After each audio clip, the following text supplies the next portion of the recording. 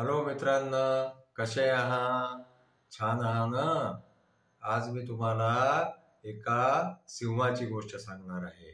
एका जंगलामध्ये एक सिंह राहत होता.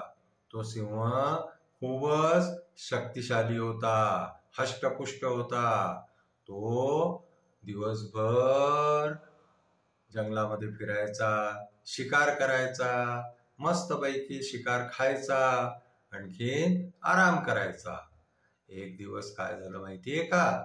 त्या जंगलामधून एक मनुष्य चालला होता. त्या माणसाला जे आहे ते सिंहाच्या रडण्याचा, केविलवाण्या ओरडण्याचा आवाज आला.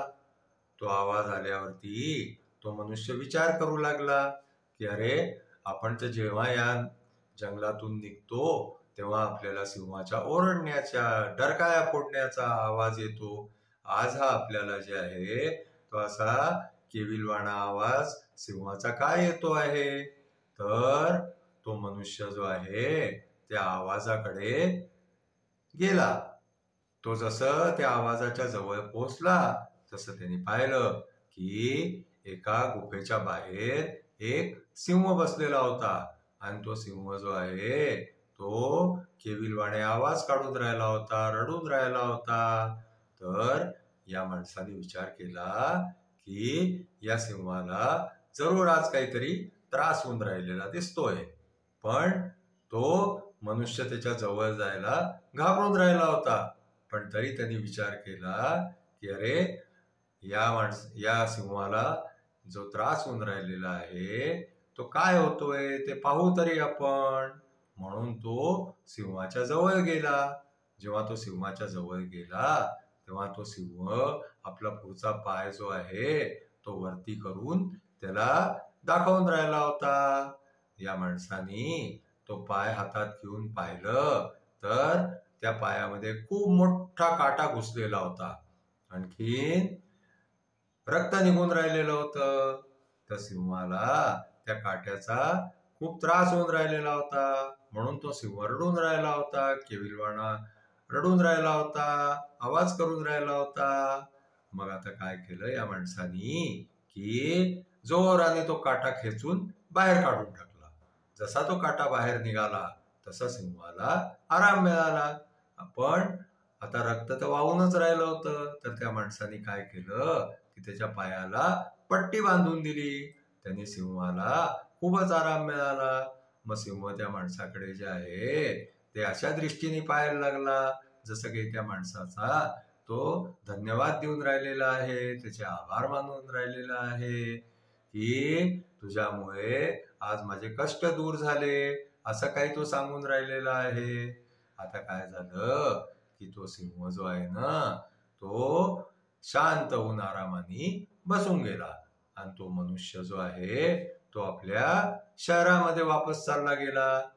तिथे शहरामध्ये पोहोचल्यावरती त्या माणसाला असं कळून आलं की तिथलचा जो राजा आहे ना तो खूपच दुष्ट आहे आणि तो खूपच क्रूर आहे आणि तो सगळ्यांवरती खूप अत्याचार करतो.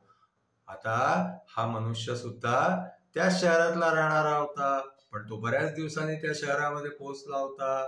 म्हणून तो सीधा राजाकडे गेला आणि राजाला जाऊन त्यांनी सांगितलं की हे राजा, तू आपल्या प्रजेचं पालन व्यवस्थित करत नाहीये. आणखीन जे आहे ते तू त्यांच्याशी दुष्टपणा करतो, क्रूरपणा करतो, हे काही चांगलं नाहीये.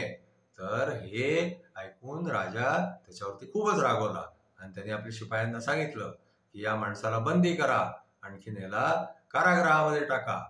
आता त्या माणसाला जे आहे ते शिपाई पकडून घेऊन गेले आणि त्यांनी त्याला कारागृहामध्ये टाकून दिलं. आणि नंतर येऊन राजाला विचारलं की आता या माणसाला काय शिक्षा द्यायची. तर राजा म्हणायला लागला की या माणसाला असं करा की एका उपाशी सिंहासमोर जे आहे ते ह्याला टाकून द्या.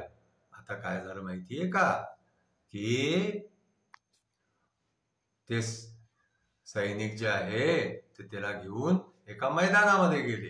त्या मैदानामध्ये त्यांनी एका पिंजऱ्यामध्ये एक उपाशी सिंह आणला.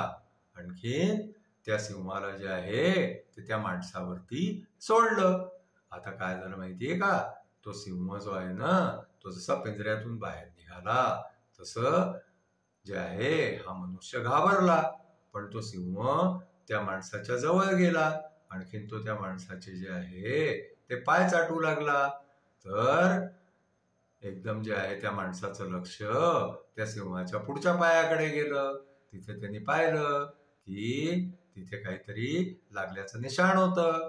तर हा समजून गेला की अरे हा तर तोच सिंह आहे ज्याचा आपण काटा काढला होता. आता त्या सिंहाने जे आहे त्या माणसालाही ओळखून घेतलं होतं, म्हणून तर तो त्याला जे आहे त्यांनी मारलं नाही, खाल्लं नाही. आणखीन त्याचे पाय जे आहे ते चाटून त्याच्यावरती प्रेम करायला लागला. तर अशा प्रकारे सगळे लोक आश्चर्याने पाहायला लागले की हे सगळं काय चाललेलं आहे. तर त्या सिंहाने जे आहे त्याच्यावरती त्या माणसाने जे उपकार केले होते ना, त्याच्याबरोबर अशी परतफेड केली. तर आपण कोणाही वरती काही उपकार केले की त्याचा आपल्याला काही ना काही प्रतिफल कुठे ना कुठे मिळतं. आजची आपली गोष्ट इथेच संपली. तुम्हाला आमची गोष्ट आवडली असल्यास तुम्ही आमच्या चॅनलला लाईक करा, सबस्क्राईब करा, शेअर करा. थँक्यू.